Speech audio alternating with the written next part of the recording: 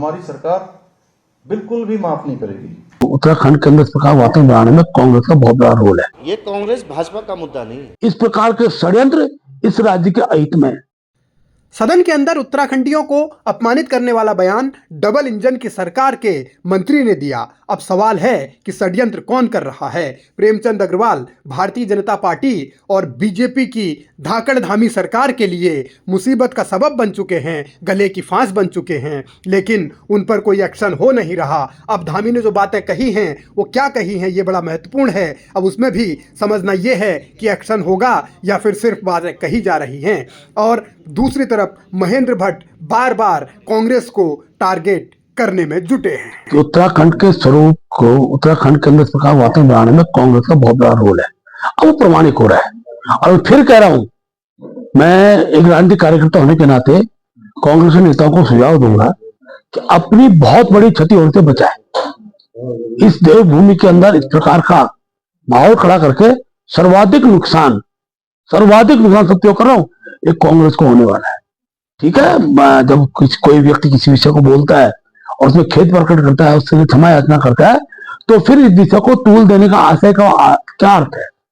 और जिस प्रकार से लगातार मैं देख रहा हूं कि कांग्रेस के नेताओं द्वारा इसको बार बार मैदानी पहाड़ी कह के जो माहौल को बनाने का प्रयास किया जा रहा है, उत्तराखंड की जनता 2027 के चुनाव में कांग्रेस को 19 से 0 पर लाएगी। ये मैं स्पष्ट रूप से कह सकता हूं। और मैं इस बात को मैं देख भी समझ रहा हूं, कांग्रेस के लिए तो अकल आ रही थी। महेंद्र भट्ट ये नसीहत तब दे रहे हैं जबकि उत्तराखंड में पूरा बखेड़ा उनके ही संसदीय कार्य मंत्री के असंसदीय बोल के बाद हुआ है। लेकिन सवाल है कि सियासत क्या न कराए। कांग्रेस इस मुद्दे पर अपनी अलग तरीके की प्रतिक्रिया दे रही है। कांग्रेस का दावा यही है कि लड़ाई उत्तराखंडियत की है, लड़ाई सम्मान की है। ये स्वाभिमान का मुद्दा है, ये कांग्रेस भाजपा का मुद्दा नहीं है। आप इसको समझ लीजिएगा कि किस अवधारणा के लिए राज्य बना, क्यों इसकी जरूरत पड़ी, क्यों लोगों ने सहायता दी।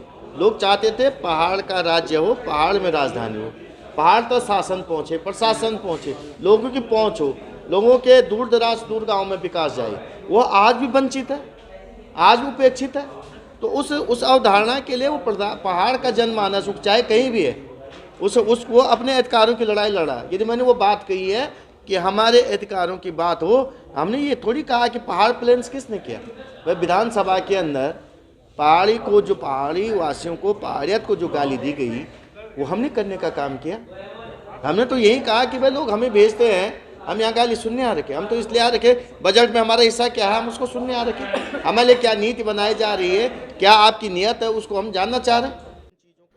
कांग्रेस इस मुद्दे पर प्रेमचंद अग्रवाल को और बीजेपी को लगातार घेर रही है। मांग यही है कि प्रेमचंद अग्रवाल को बर्खास्त किया जाए, जबकि भारतीय जनता पार्टी का अपना अलग रुख है, उसके अलग तेवर हैं, उसका अलग मिजाज हैं। और मुख्यमंत्री धामी भी अब कई दिन बाद ये कह रहे हैं कि सख्त लहजे में वो हिदायत दे रहे हैं, जबकि पहले दिन उन्होंने सदन में ये कहा था कि कुछ कन्फ्यूजन हो गया, लेकिन अब बात दूसरी है। एक बार सख्त लहजे से उन सभी लोगों को, चाहे वो कोई भी हो, हमारे मंत्री हों, विधायक हों, सांसद हो, जनप्रतिनिधि हों या आम उत्तराखंडी क्यों ना हो, सभी से कहना चाहूंगा कि उत्तराखंड की एकता के साथ खिलवाड़ करने वालों को हमारी सरकार बिल्कुल भी माफ नहीं करेगी।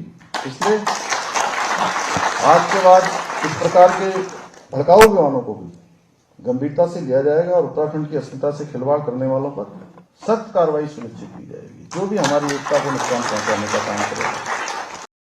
धामी के सख्त लहजे वाले इस बयान में एक चीज तो साफ साफ संकेत दे रही है कि अब के बाद जो बयान आएंगे उन पर कार्रवाई होगी। यानी कि सवाल ये कि क्या प्रेमचंद अग्रवाल को धामी ने एक बार फिर अभयदान दे दिया है। इससे पहले जब मंत्री खुलेआम मारपीट करते हुए पकड़े गए थे तब भी उन पर कोई एक्शन नहीं हुआ। धामी ने आज फिर कहा है कि आज के बाद जो इस तरीके के बयान दिए जाएंगे उन पर एक्शन होगा, यानी प्रेमचंद अग्रवाल शायद बच गए।